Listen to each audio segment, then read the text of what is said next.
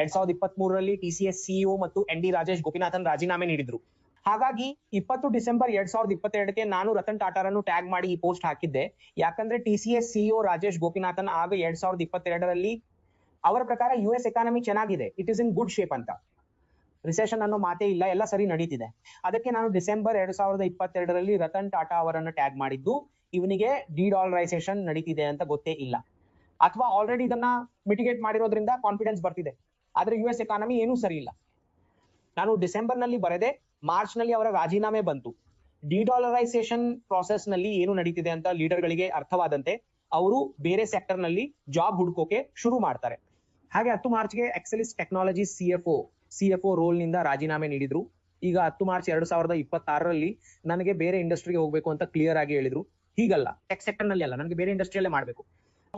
12 ಮಾರ್ಚ್ಗೆ ಅಡೋಬಿಯ CEO 18 ವರ್ಷಗಳ career ನಂತರ ರಾಜೀನಾಮೆ ನೀಡಿದ್ರು. ಅಡೋಬಿಯ CEO ಶಾಂತನು ಜಿ ರಾಜೀನಾಮೆ ಕೊಟ್ಟರು. 15 ಏಪ್ರಿಲ್ಗೆ ಗ್ರೀನ್ ಸರ್ಕಲ್ CFO ರಾಜೀನಾಮೆ ನೀಡಿದ್ರು. 17 ಏಪ್ರಿಲ್ಗೆ ಫರ್ಮಿಯ CEO ಮತ್ತು CFO ಇಬ್ಬರು ರಾಜೀನಾಮೆ ಕೊಟ್ಟರು. 20 ಏಪ್ರಿಲ್ಗೆ ಆಪಲ್ CEO ಟಿಮ್ ಕುಕ್ ರಾಜೀನಾಮೆ ನೀಡಿದ್ರು ಮತ್ತು 20 ಏಪ್ರಿಲ್ಗೆ ಸ್ನ್ಯಾಪ್ CFO ಕೂಡ ನಾನು ಬಿಟ್ಟು ಹೋಗ್ತಿದ್ದೀನಿ ಅಂತ ಅನೌನ್ಸ್ ಮಾಡಿದ್ರು. ಹಾಗಾಗಿ ಡಿಡಾಲರೈಸೇಷನ್ ಪ್ರಾಸೆಸ್ ಟೆಕ್ ಸೆಕ್ಟರ್ ನಲ್ಲಿ ಕ್ಲಿಯರ್ ಆಗಿ ನಡೀತಿದೆ. ಇದು ಯಾರಿಗಾದ್ರೂ ಅರ್ಥವಾಗುತ್ತೆ.